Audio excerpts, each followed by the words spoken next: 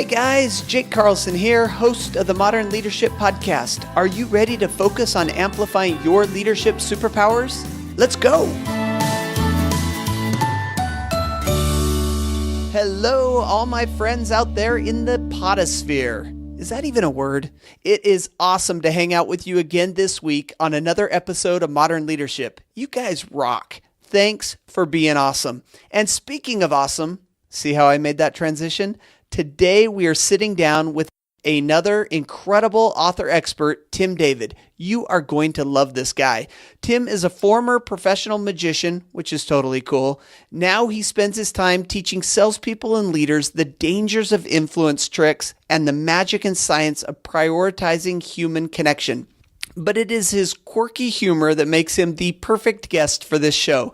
Tim writes for HuffPo, Psychology Today, and Harvard Business Review, and has been featured on thousands of stages worldwide. He is here today to deep dive into a topic near and dear to my heart, influence. And we're going to jump into his newest book, True Influence, and how it works in the real world. Tim, I am setting the quirky humor bar kind of high today. Are you ready? I am indeed. Quirky humor is right in my bio, and let's make this happen. It's so good to have you on the podcast. I've heard you before. You've got some great stories, some great humor, and the topic that we're talking about, influence, I got to tell you, our Modern Leadership Book Club book for the month of February was Persuasion, which is a form of influence by Robert Cialdini. And so I think this is perfect as we round out that month and really talk about influence. Like I mentioned in the intro, it's near and dear to my heart. So before we jump into all of that, did I miss anything in the bio by way of personal and what you're kind of interested in? Well, as far as personal goes, I just got back from fighting. I am a Brazilian jiu-jitsu practitioner and really enjoy the human chess that is Brazilian jiu-jitsu. So that's a lot of fun. But as far as my own personal life, I'm married, 3 kids, just moved to the country and living the dream. Very nice. Well, it's great to have you here. And now I want to jump into influence. So we read in the bio that you're a professional magician, or at least that's how you got your career start. And now you've taken what you've learned and your stage presence and taken it to the next level. But take us back to how you got into magic and how you became a professional magician. Because I got to tell you, Tim, you are the very first professional magician that I've had the privilege of speaking with. I got to say, I get that reaction a lot. There's not a lot of us magicians out there. And it's funny, when I used to do a lot of networking, I would say, that's all I would have to say is I'm a professional magician. And instantly I would have the attention of the room. And I've since sort of taken that principle of what I call a verbal slap of grabbing people's attention and just sort of changing people's or doing something counter to people's patterns of normal habitual conversation. And so that's something that sort of led me to the world of influence is that experience of trying to sell myself as a magician. But as far as getting into the hobby itself, man, my story is very similar to a lot of other magicians. I speak a lot to other magicians, so this is old news to most of them. But, it's inherited a magic book from my older brother, got interested when I was about 10 years old. It's one of those phases that stuck and turned it into a career. It's interesting. My mother's an accountant. My older brother went off to college, became a sound engineer, works for Bose Speaker Corporation.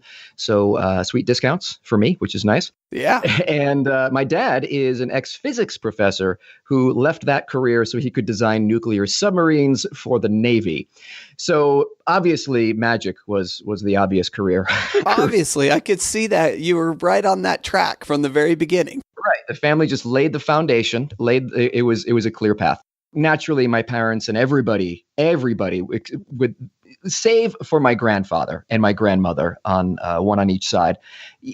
Everybody told me to be more realistic. Go to school, have a plan B, all this other stuff. And I always felt, hey, plan B distracts from plan A. If I'm going to do something, it's like become a professional magician and drop out of college. If I'm going to do something that foolish, then I better do it well. You know what I'm saying? Because you gotta make it work if you're gonna take that leap.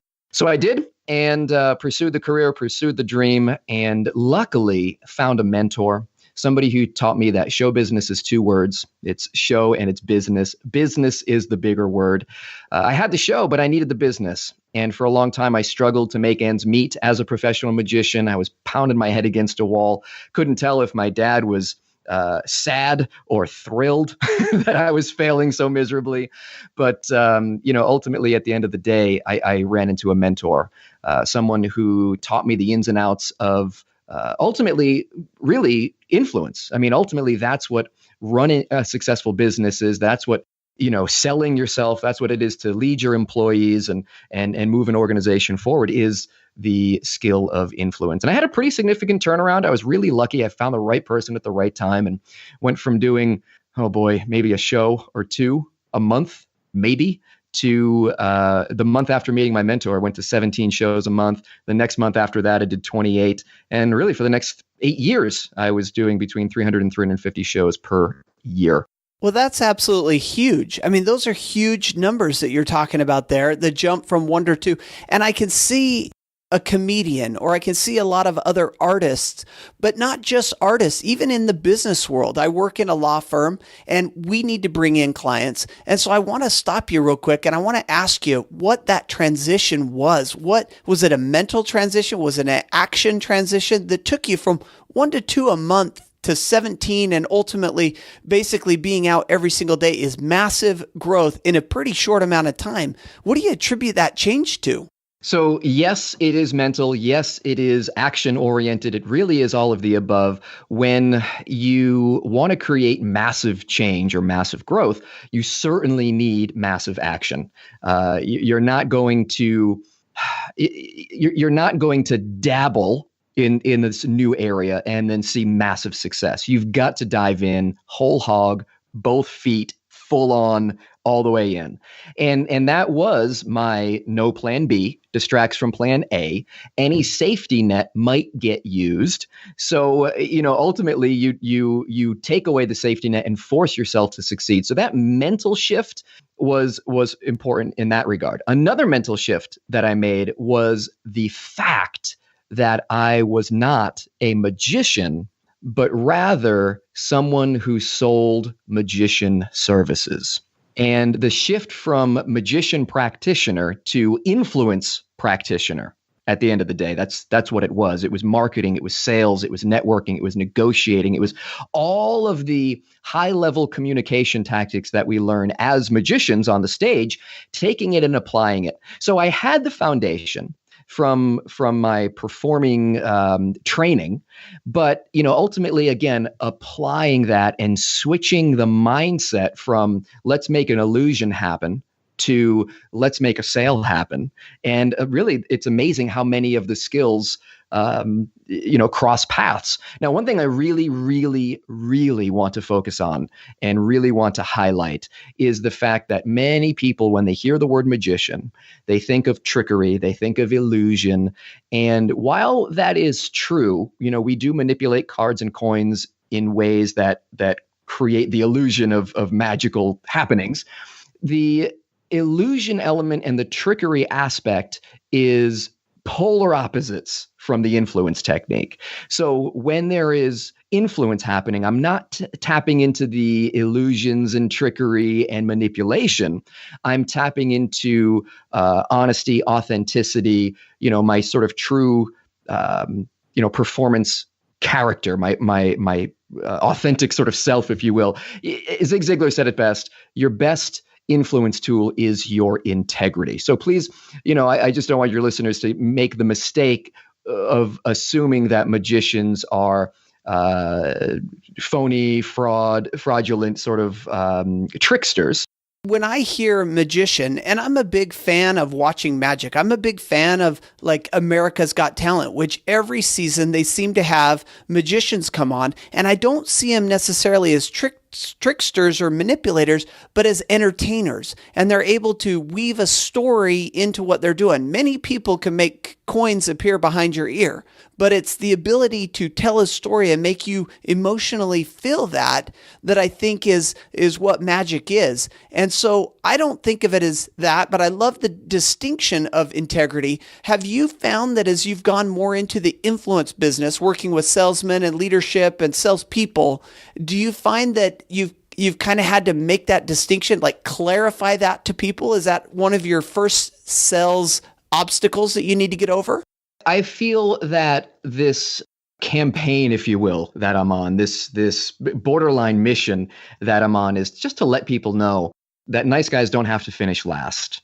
Because one of the things about magicians is, stereotypically speaking, we are off the charts introverted and shy. The reason we stumble into magic is it's something we can practice alone in our rooms. It's something that allows us to open up a conversation. It makes social situations less awkward because we have this pack of cards in our back pocket that can suddenly make us amazing. So there are so many similar stories, like I said, of magicians who are just incredibly, incredibly shy and introverted and passive. And the idea of selling myself was a complete shock. It was a complete culture shock. It was a complete, there was resistance. I remember in my recent book, I talk about the conversation that I had with my mentor about how resistant I was to the idea of having to influence people. So I understand that there are so many people like that in sales roles and in leadership roles. They feel that, oh, the product will sell itself, or, oh, I'll just do such a good job and my competence will lead by example. And they miss the opportunities that they have to be their most influential self because they're not sharpening those tools. So yes is the answer. I absolutely feel like that's one of the things I want to shout from the rooftops. I am a convert. I'm going to quote Zig Ziglar again. This is, I think, my second Zig Ziglar quote already. You can do that the whole episode because he is the reason that I do what I do. So quote him all day long. Yeah, he's got a bunch of them, man. Your best influence tool is your integrity. The only way to get what you want is to help enough other people get what they want. And again, if you have the best product, if you have the best service, he says, then you have a moral obligation to sell it as effectively and as efficiently as possible. So again, at the end of the day, that is the message that I want to bring to people, is that, influence isn't this dirty, stereotypical used car salesman. Not that there's anything wrong with selling used cars, mindset of fast talking, sleazy, manipulative, pickpocket, hypnosis, mind control kind of Jedi mind tricks thing.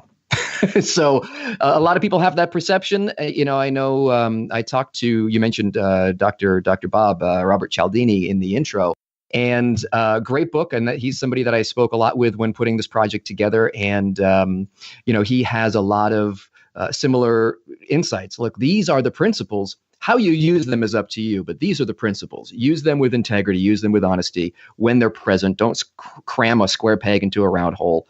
Let's do this, and let's do it the right way. So I think it's not a hurdle, except it holds people back themselves from becoming influential.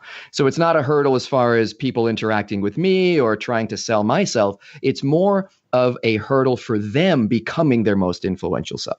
And one of the things that you and I were talking about before we hit record is the Star Wars movie. And just like influence, or just like the Force, it can be used for good or evil. And so before we jump into talking about the Force, which is influence, I want to ask you, when you watch shows like America's Got Talent, or there's a lot of magic shows on TV, do you cringe when you see other magicians?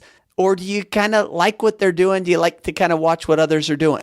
It really depends. In like anything else, there's good, there's bad, there's ugly, and gosh, I don't know how much I want to talk about America's Got Talent. There's a couple of behind the scenes thing that I feel like if I spill the beans on, I may get into trouble with a few folks. But yeah, and don't blow it for me because I love it. Fair enough. We'll keep it under wraps, but. Yeah, there in the magic community, in the magic world, there is a sometimes a perception of other magicians, and magicians. One of the reasons I call myself an ex-professional magician, one of the reasons I sort of let my membership card expire, if you will, is just the fact that they very often respond exactly how you said. Very cynical to other magicians, very derogatory. It's really a negative bunch. And when you think about it, their livelihood is built on secrets and keeping things from people. And this mindset oftentimes degrades into gossip and slander and all kinds of stuff. So magicians are a catty bunch. And but as far as me, I love watching magic on television as long as it is magic and not camera tricks. Well, and thank you for pulling back the curtain a little bit and giving us a peek inside your feelings about magic. I want to switch now and talk specifically about influence, even though we have been talking along the way about influence. Here on the Modern Leadership Podcast, we talk influence a lot. In fact, I have what I call the CIA of influence, which is conviction, irresistibility, and accountability. And I want to talk about what you see as the definition of influence. And then let's talk a little bit about the problem with influence. Yeah, well, I mean, as far as definition of influence goes, this is, I think, a great talking point for us because this definition is actually a checklist that I use as well. Anytime I find myself in a position where I need to be influential and it has to work, like if it really has to work, I'll go through this checklist and make sure that, again, I'm putting my most influential self forward. And that checklist, I mean, is it okay if I share that with your listeners? If I give them it's a 4-part checklist. It's real simple. Yeah, let's walk down it.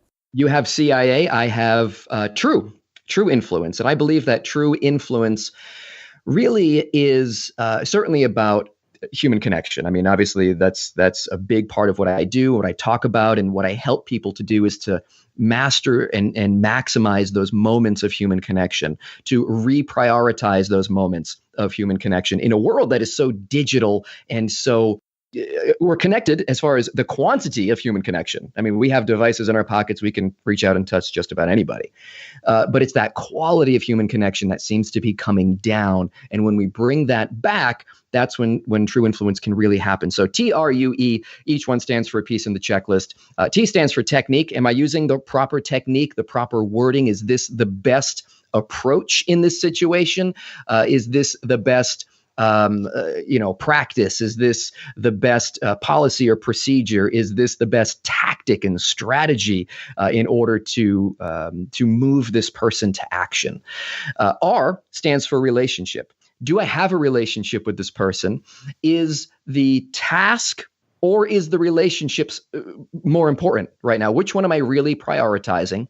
And is it possible that I need to reprioritize relationship? I mean, we talked about the importance of human connection, relationship, and rapport are critical. So if you don't have a pre-existing relationship, do you have someone who does have a pre-existing relationship who can introduce you? Do you have a way for you to establish a relationship? Do you have a way to reach out and connect with people? Do you have a way that you find really, really works well to build rapport and have people feel like they know, like, and trust you? And relationship is critically important. Everything you do is either a deposit or a withdrawal. So that checklist is this something where I'm doing, there's too much ask here? Or am I asking too early? Have I not built the relationship to a level that I can adequately ask, or, that I've earned the right to ask? Absolutely. Then U is understanding. Understanding is the question that I ask myself when I'm faced with a person in front of me, and this could be understanding on several levels. One understanding level might be, okay, this is Susie. I know and I understand Susie's personality. I know, don't talk to Susie before 10 a.m. until she's had 5 cups of coffee or whatever, right? I know that that's just her quirk. This is the better and more you know someone, the better you'll know which techniques to use. You'll know more about the relationship and how to build rapport and make deposits. Understanding on an individual level is important, but it goes beyond that. You want to understand people certainly on a cultural level. You want to understand what's this team's culture here? What is this department's culture? What is this country's culture, that they come from. And then finally, you want to understand them on a human level. You want to understand why the human brain that's inside their skull is making the decisions that it makes. You want to have as much of an understanding of the neuroscience or psychology behind what truly drives behavior.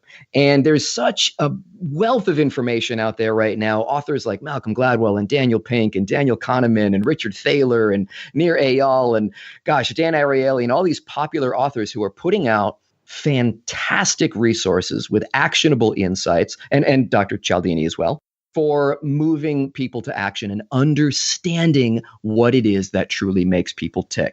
And again, when you have that, you have this amazing toolbox, and you now have the skill to be able to use the tool. So if the techniques are the tools, the understanding is the skill. And then finally, E stands for ethics.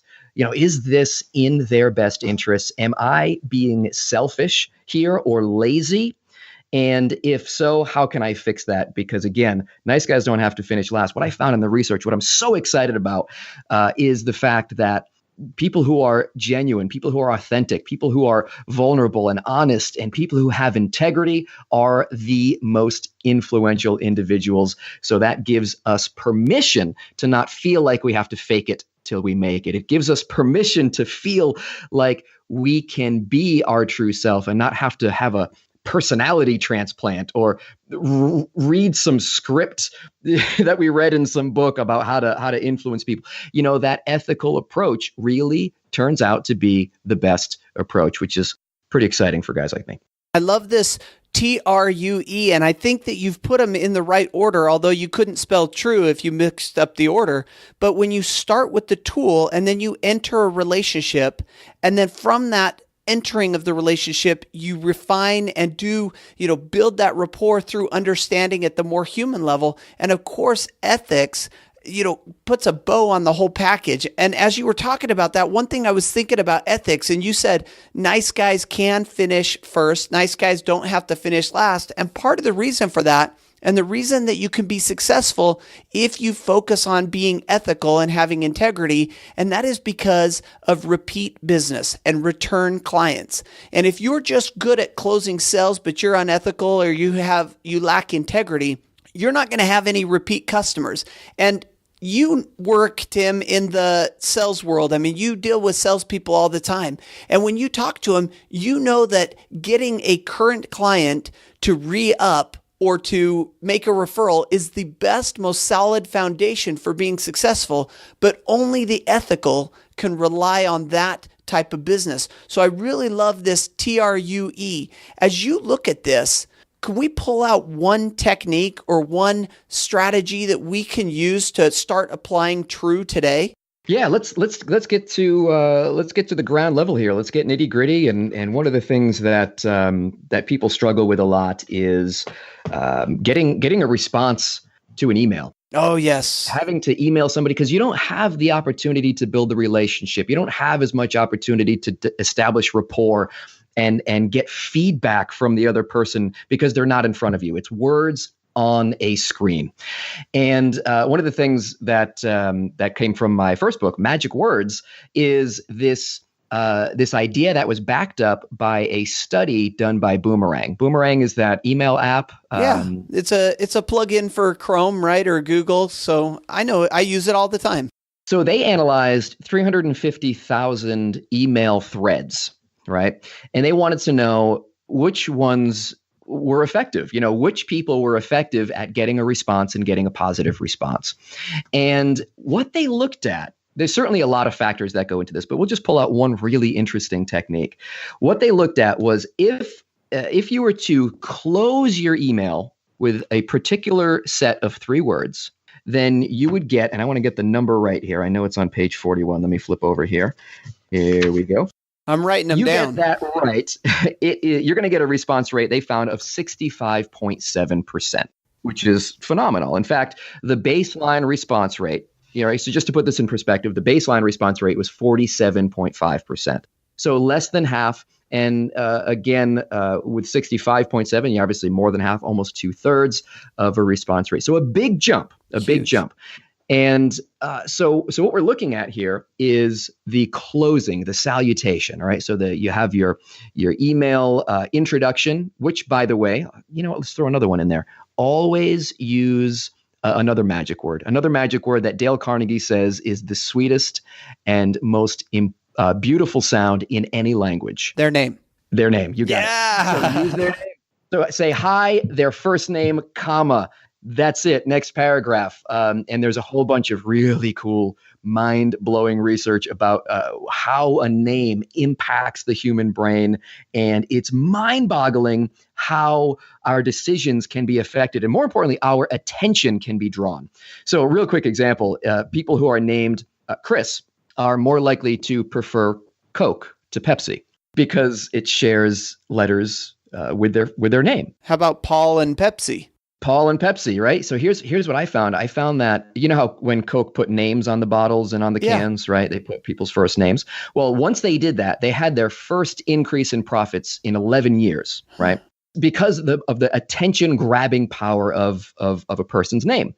And you see your name, you see your friend's name, and you grabbing one and grabbing an extra one. So it's definitely, there's novelty, but it's also, again, it's about grabbing the attention, especially with second decisions like which soft drink am I going to buy.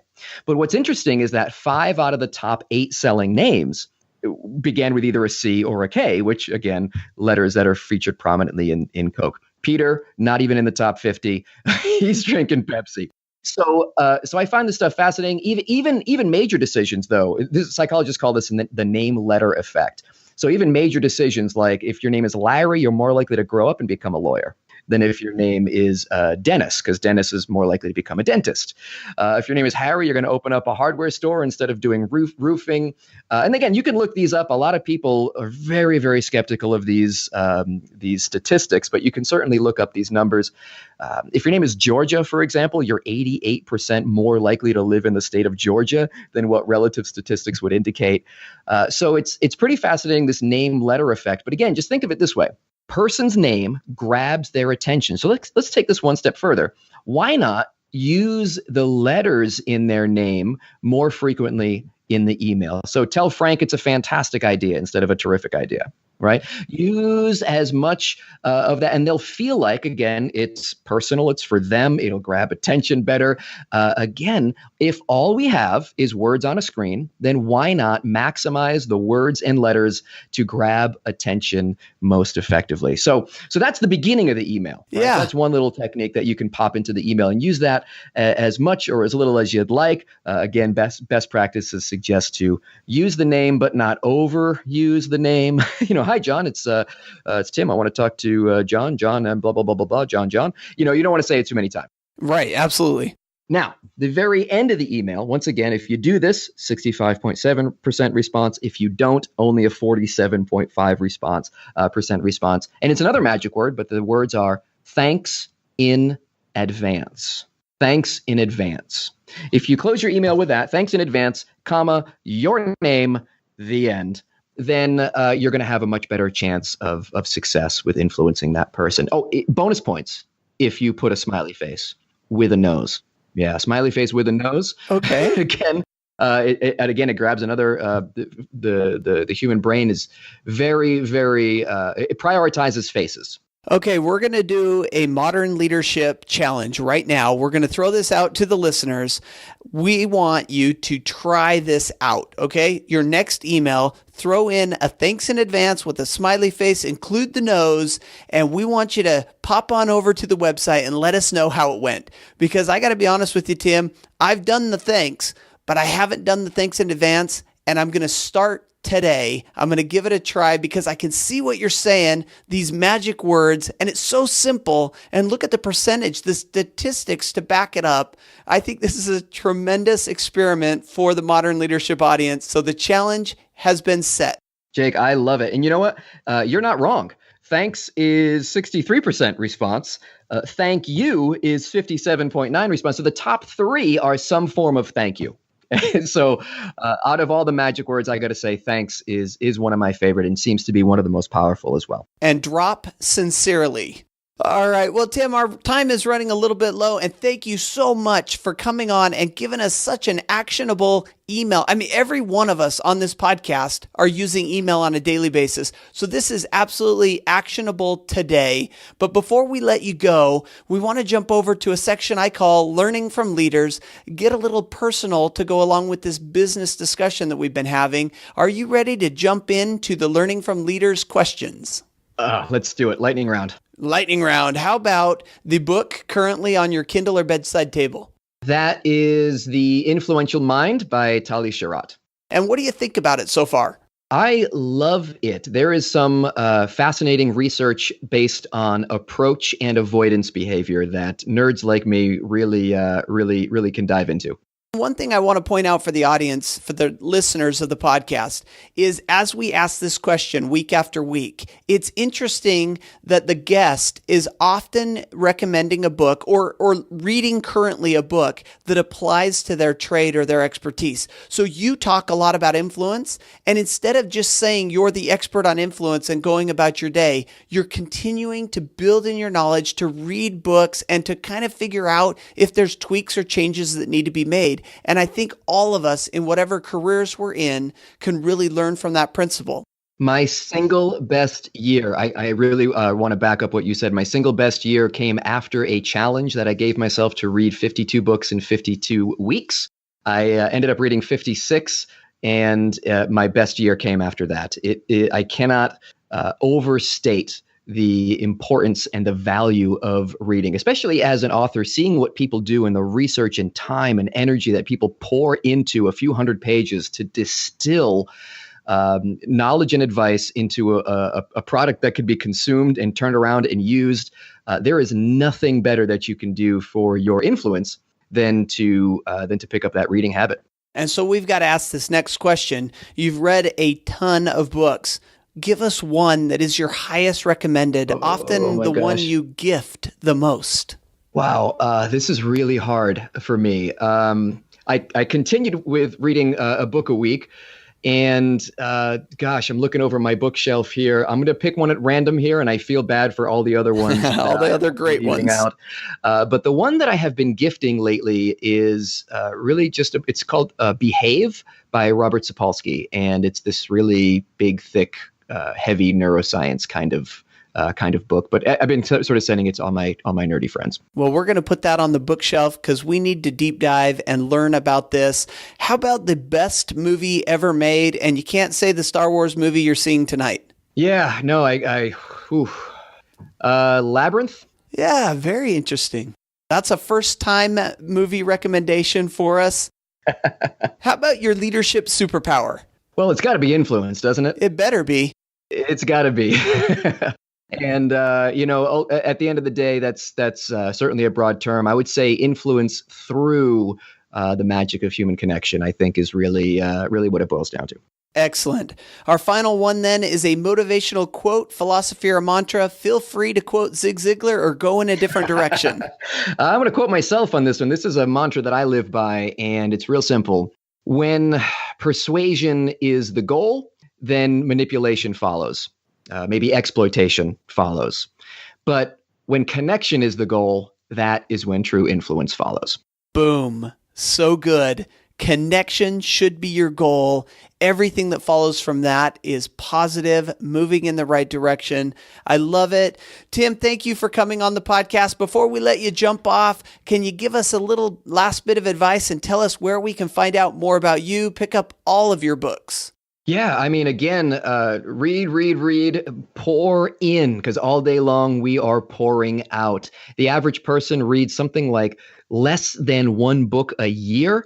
And Jim Rohn said it best, the best stuff in life is on the top shelf, and you reach that by standing on the books that you read. So I'm a strong believer that readers are leaders, as cliche and cheesy as it sounds. I am a believer. People can get in touch with me. In fact, I have some gifts for you guys. One of the things that I want to give your readers is, your listeners, talking about readers, is a guide to 61 influential tactics and techniques. We talked a little bit about thanks in advance.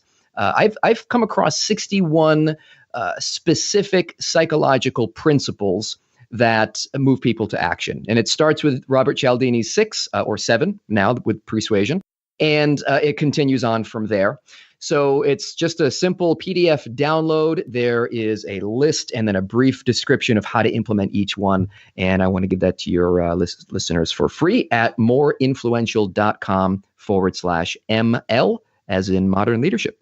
Excellent. And we're going to link all that up on the show notes so we can send them directly there. Nobody's going to get lost. And I'm going to go there personally myself and get that list and dive into it, even probably before many of the listeners will have the opportunity.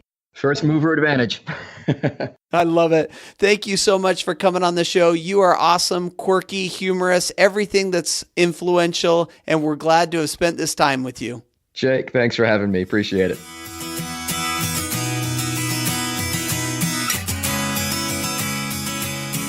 All right, my friends, what did you think of that? Big thank you to Tim for coming on the show, discussing magic and all things influence. You know, my big takeaway from this episode is, I love influence, is that TRUE of influence. T, it stands for technique, having the proper wording or the proper approach. Then we move on to relationships. That's the R. Have you earned it? Have you earned the right to influence somebody? We talk a lot about influence being leadership. Do you have the relationship sufficient to lead your team? Everything we do is either a deposit or a withdrawal in that relationship account. The U stands for understanding, knowing that it's a win-win for both parties. The more you know someone, the better that relationship is. That goes back to the R. And then finally, E for ethics. And I thought this was a really important point coming from a magician who built his career on a little bit of sleight of hand and trickery. And that is this in the best interest for the parties involved? Are you being selfish? If you follow those steps, the TRUE of influence, you will be a better leader. Your followers will follow you and do what needs to be done to move the organization forward. Of course, everything that we talked about, including the quotes and the books and everything else, can be found on jkcarlson.com/ML57, episode 57. And until next week, I want to wish you the very best of days, an even better life, and of course, stay awesome.